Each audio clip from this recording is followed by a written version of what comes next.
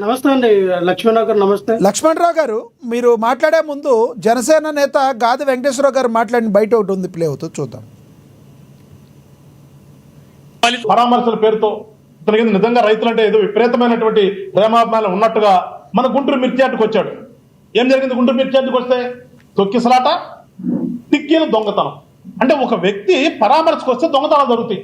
అలానే ముగ్గురు పొగాకు రైతుల దగ్గరికి పోయాడు. ఆ బేల్స్ అన్ని తొక్కేశారు. ఫ్లెక్సీలు పట్టుకుని రప్ప రప్ప నరుగుతాం, వచ్చేది మేమే, వచ్చిన తర్వాత మేము ఎంత చూస్తాం, ఇది వాళ్ళ ప్రదర్శన. తిరిగి చూస్తే మళ్ళా గుంటూరు సత్తెనపల్లిలోని రెంటపాళ్ళలో పరామర్శకు అని చెప్పి బయలుదేరితే ముగ్గురు మరణానికి కారణమయ్యాడు. ముగ్గురు వ్యక్తుల్ని చంపటంలో పూర్తిగా ఆయనదే బాధ్యత. ఒక వ్యక్తి అయితే సాక్షాత్ జగన్మోహన్ రెడ్డి గారు ప్రయాణిస్తున్నటువంటి కారు చక్రాల కింద పడి నలిగిపోయి చనిపోయాడు.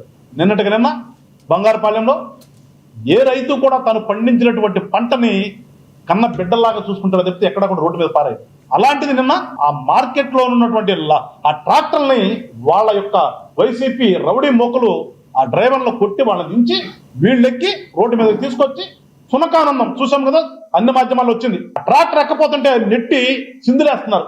ఆ ట్రాక్టర్ మామిడికాయలు పారబోసి ఆ మామిడికాయల మీద ట్రాక్టర్ ఎక్కితే సిందులేస్తున్నారు. అంటే ఇంతకంటే ప్రజలకి ఈ రాష్ట్రంలో జరుగుతున్న పరిణామాలను గమనించడానికి ఇంకేమైనా ఉందా? అంటే అఫ్ కోర్స్ కావచ్చు, ఒక మనిషినే ఎక్కించేసినటువంటి ఘనత ఉన్నటువంటి జగన్మోహన్ రెడ్డి గారు మామిడికాయలని పెద్ద తొక్కించడం వాళ్ళకి లెక్కల విషయం కాదు.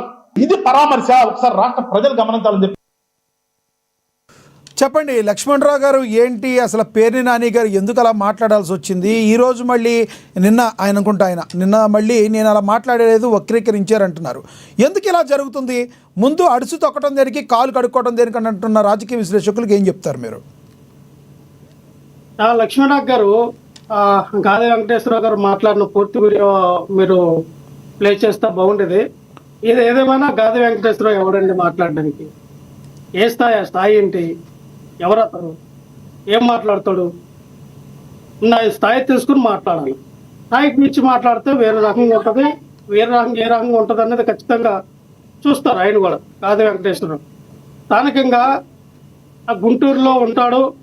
గుంటూరులో చేస్తున్నటువంటి రాజకీయాలు, గుంటూరు జనసేన పార్టీలో వెలిగినటువంటి గాది వెంకటేశ్వరరావు అడ్వకేట్ కూడా అనుకుంటున్నాను నేను, నాకు తెలిసి. సో ఆయన వ్యవహారాలు ఏంటనేది అందరికీ తెలుసు. ఏ రకంగా పార్టీలోకి వచ్చాడు, ఏ రకంగా పార్టీ ఇదవుతా ఉన్నాడు, ఏ రకంగా పార్టీలో ఇటువంటి కోతలకు వస్తూ ఉన్నాడు అని అందరికీ తెలిసిందే. అయినా సరే జనసేన పార్టీ నాయకులు చూస్తే జాలేస్తుంది. ఎందుకంటే పాపం వాళ్ళు ఏదో చంద్రబాబు నాయుడు గారు సీఎం అవ్వాలి, చంద్రబాబు నాయుడు గారు 20 సంవత్సరాలు సీఎం ఉంటేనే మాకు బాగుంటుందని పవన్ కళ్యాణ్ గారు మాట్లాడినప్పుడు వీళ్ళందరూ కూడా తనకి అలవాటు పడిపోయిన వ్యక్తులందరూ కూడా ఈ సపోర్ట్ చేసి మాట్లాడటం వాళ్ళ వ్యక్తిగతంగా వదిలేస్తున్నాం. ఎందుకంటే ఒక పక్కన టీడీపీ నాయకులందరూ కూడా వాళ్ళ కుక్కలు కొట్టినట్టు కొడుతున్నా వాళ్ళకి సిగ్గులు లేవు.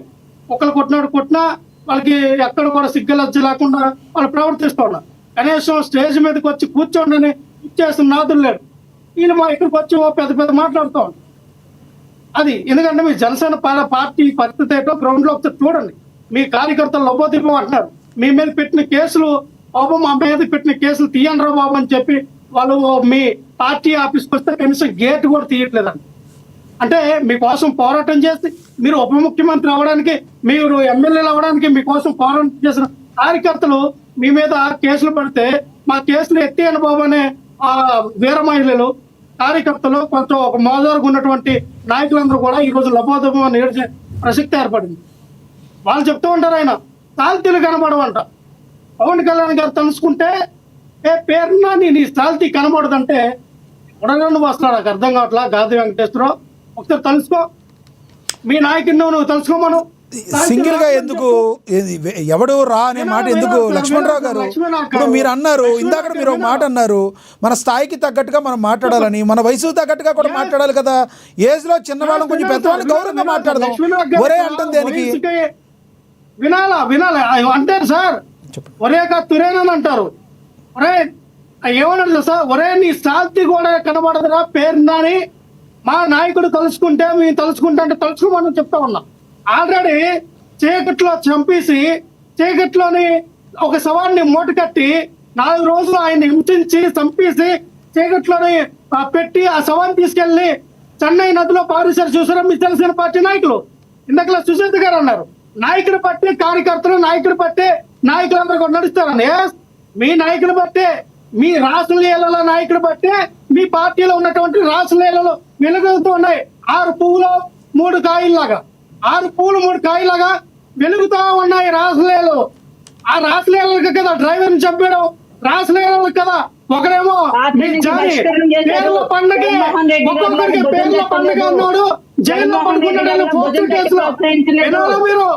వినాలా మీరు? వినాలా? వినండి. ఎందుకు మీకు అంత పౌరుషం?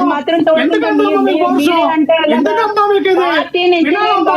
అల్లాడిపోతూ ఉన్నాం, అల్లాడిపోతూ ఉన్నాం. నువ్వు పవన్ కళ్యాణ్ అక్కడ చంద్రబాబు నాయుడు గారికి ఏదైనా జరిగితే పవన్ కళ్యాణ్ గారు అల్లాడిపోతూ ఉంటారు. నువ్వు అల్లాడిపోతూ ఉన్నావు నీ బతుకు. ఎందుకు ఎంత అల్లాడిపోవడం? ఎందుకు ఎంత అల్లాడిపోవడం? అబ్బబ్బా ఎంత అల్లాడిపోతున్నావు అమ్మా. మీ వీర మహిళలంతా అల్లాడిపోతూ ఉన్నారు. పవన్ కళ్యాణ్ గారు చంద్రబాబు నాయుడు కోసం అల్లాడిపోతూ ఉంటాడు.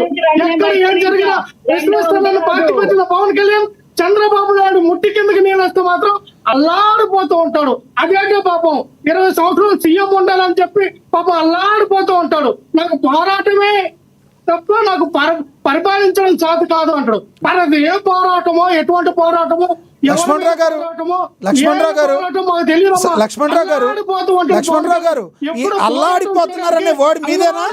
సోషల్ మీడియాలో ఎక్కడ తీసుకున్నారా?